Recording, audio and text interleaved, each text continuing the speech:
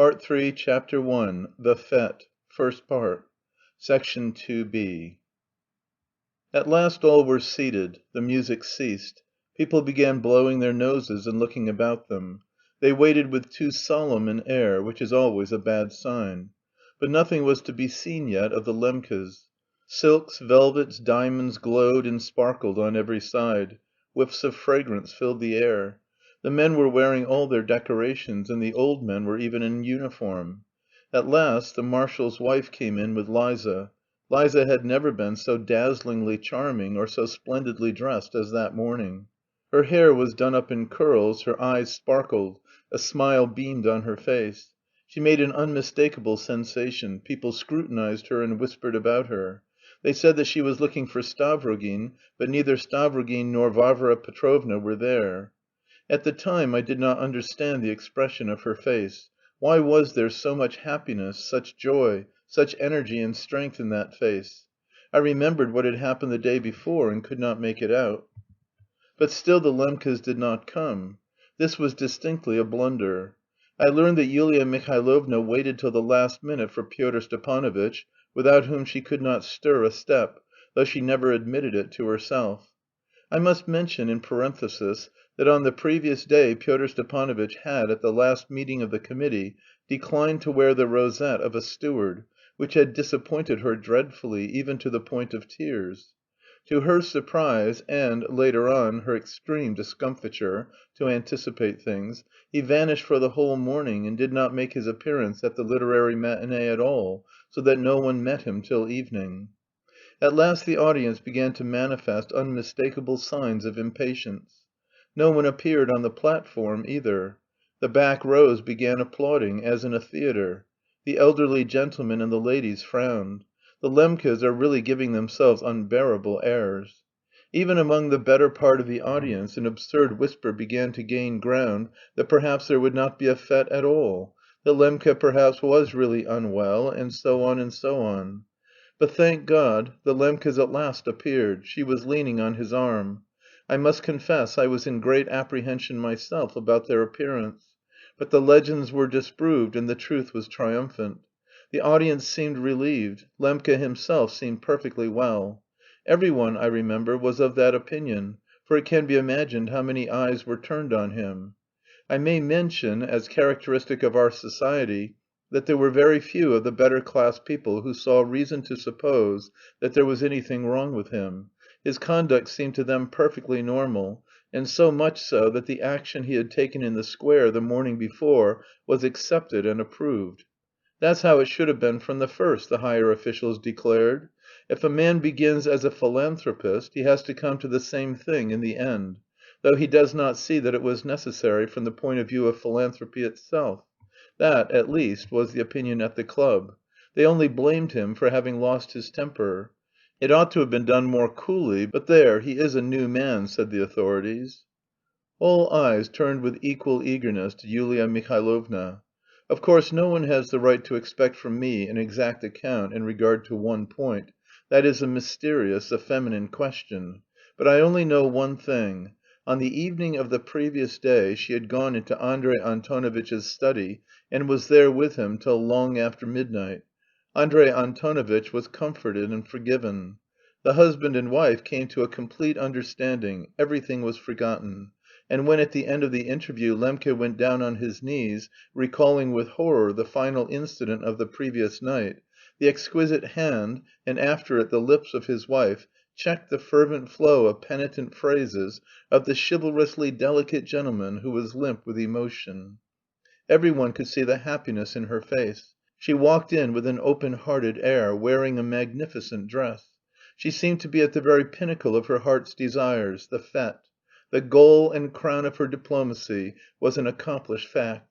As they walked to their seats in front of the platform, the Lembkes bowed in all directions and responded to greetings. They were at once surrounded. The marshal's wife got up to meet them. But at that point a horrid misunderstanding occurred. The orchestra, apropos of nothing, struck up a flourish, not a triumphal march of any kind, but a simple flourish such as was played at the club when someone's health was drunk at an official dinner. I know now that Lyamshin, in his capacity of steward, had arranged this, as though in honour of the Lembkes' entrance. Of course he could always excuse it as a blunder or excessive zeal. Alas! I did not know at the time that they no longer cared even to find excuses, and that all such considerations were from that day a thing of the past. But the flourish was not the end of it. In the midst of the vexatious astonishment and the smiles of the audience there was a sudden hurrah from the end of the hall, and from the gallery also, apparently in Lembke's honour. The hurrahs were few, but I must confess they lasted for some time. Yulia Mihailovna flushed, her eyes flashed, Lembke stood still at his chair, and turning towards the voices, sternly and majestically scanned the audience. They hastened to make him sit down. I noticed with dismay the same dangerous smile on his face as he had worn the morning before in his wife's drawing room, when he stared at Stepan Trofimovitch before going up to him.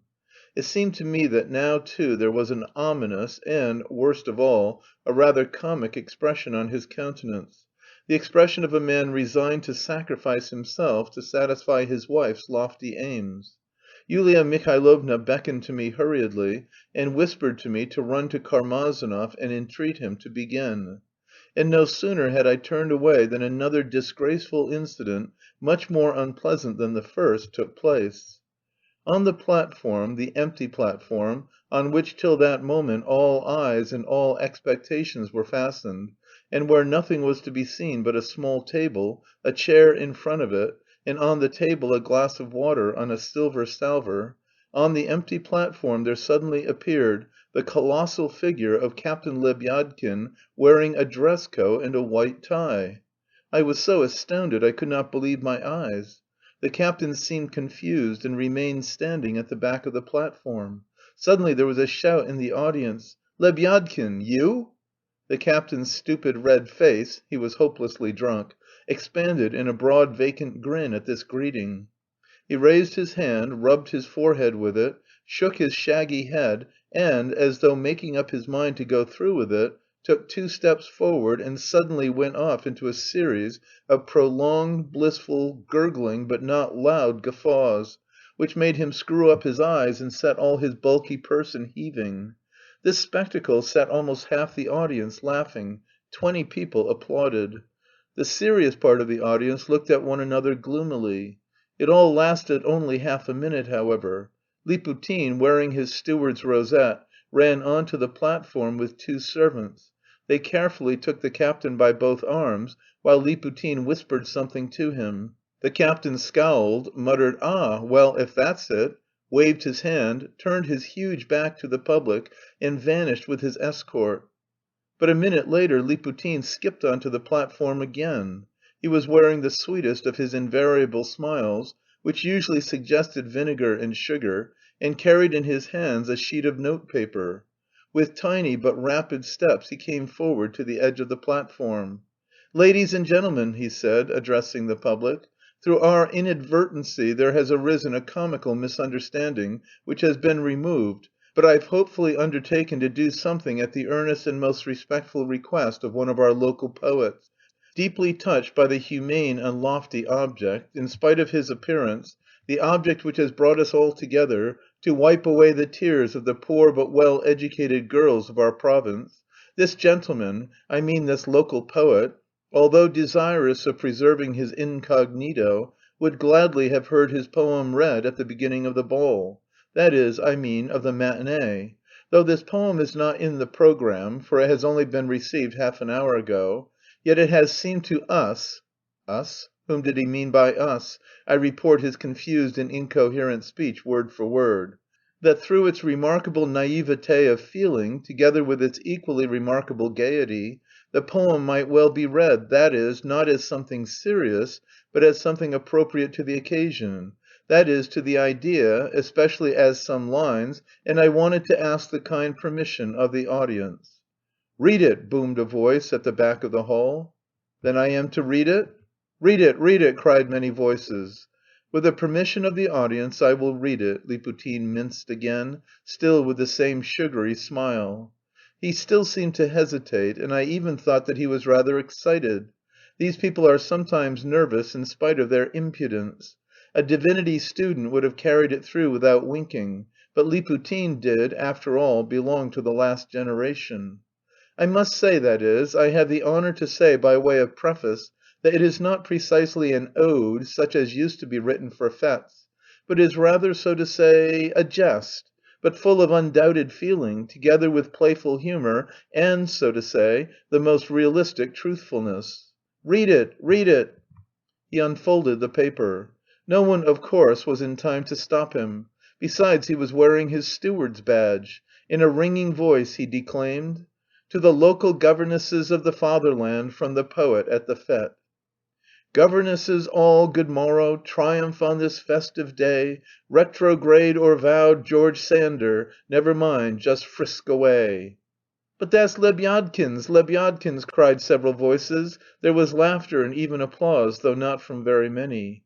"Teaching French to wet-nosed children, you are glad enough to think you can catch a worn-out sexton, even he is worth a wink." "Hurrah, hurrah!" "But in these great days of progress, ladies, to your sorrow know, you can't even catch a sexton if you have not got a dot." To be sure, that's realism. You can't hook a husband without a dot." "But henceforth, since throughout our feasting capital has flowed from all, and we send you forth to conquest, dancing dowried from this hall, retrograde or vowed George Sander, never mind, rejoice you may. You're a governess with a dowry, spit on all and frisk away."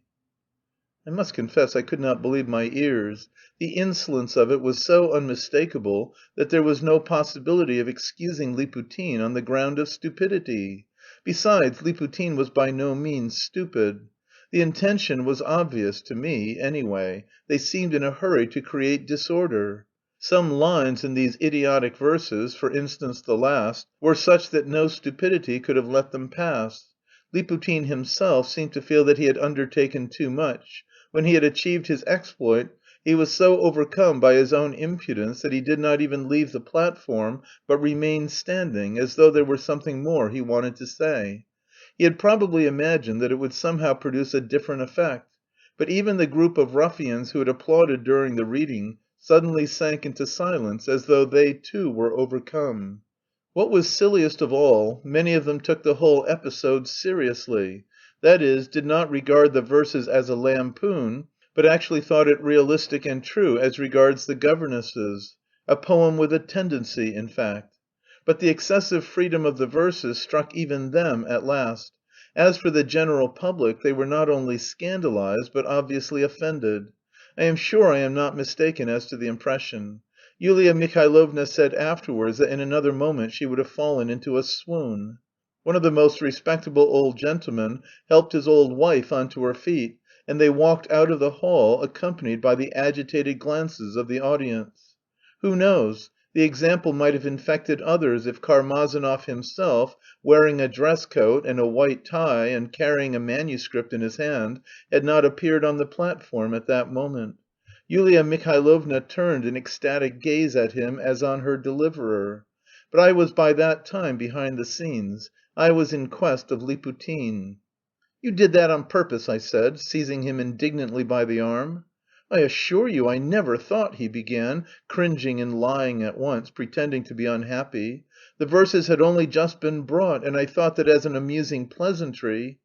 "You did not think anything of the sort. You can't really think that stupid rubbish an amusing pleasantry?" "Yes, I do."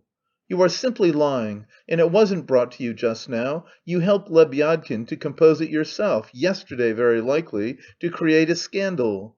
The last verse must have been yours, the part about the sexton too. Why did he come on in a dress coat? You must have meant him to read it too, if he had not been drunk." Liputin looked at me coldly and ironically. "What business is it of yours?" he asked suddenly, with strange calm. "What business is it of mine? You are wearing the steward's badge too. Where is Pyotr Stepanovitch?" "I don't know. Somewhere here. Why do you ask?" "Because now I see through it. It's simply a plot against Yulia Mihailovna so as to ruin the day by a scandal." Liputin looked at me askance again. "But what is it to you?" he said, grinning. He shrugged his shoulders and walked away. It came over me with a rush. All my suspicions were confirmed. Till then I had been hoping I was mistaken. What was I to do?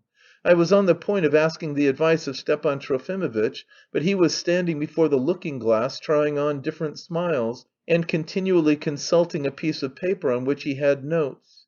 He had to go on immediately after Karmazinov, and was not in a fit state for conversation. Should I run to Yulia Mihailovna? But it was too soon to go to her. She needed a much sterner lesson to cure her of her conviction that she had a following, and that every one was fanatically devoted to her. She would not have believed me, and would have thought I was dreaming. Besides, what help could she be? "Eh," I thought, "after all, what business is it of mine? I'll take off my badge and go home when it begins." That was my mental phrase, "when it begins." I remember it. But I had to go and listen to Karmazinov. Taking a last look round behind the scenes, I noticed that a good number of outsiders, even women among them, were flitting about, going in and out. Behind the scenes was rather a narrow space, completely screened from the audience by a curtain and communicating with other rooms by means of a passage. Here our readers were awaiting their turns. But I was struck at that moment by the reader who was to follow Stepan Trofimovitch. He, too, was some sort of professor I don't know to this day exactly what he was who had voluntarily left some educational institution after a disturbance among the students, and had arrived in the town only a few days before. He, too, had been recommended to Yulia Mihailovna, and she had received him with reverence. I know now that he had only spent one evening in her company before the reading. He had not spoken all that evening, had listened with an equivocal smile to the jests and the general tone of the company surrounding Yulia Mihailovna, and had made an unpleasant impression on every one by his air of haughtiness, and at the same time almost timorous readiness to take offence. It was Yulia Mihailovna herself who had enlisted his services. Now he was walking from corner to corner and, like Stepan Trofimovitch, was muttering to himself, though he looked on the ground instead of in the looking-glass. He was not trying on smiles, though he often smiled rapaciously. It was obvious that it was useless to speak to him either. He looked about 40, was short and bald, had a greyish beard, and was decently dressed. But what was most interesting about him was that at every turn he took he threw up his right fist, brandished it above his head, and suddenly brought it down again, as though crushing an antagonist to atoms. He went through this by-play every moment. It made me uncomfortable. I hastened away to listen to Karmazinov. End of Part 3, Chapter 1, Section 2.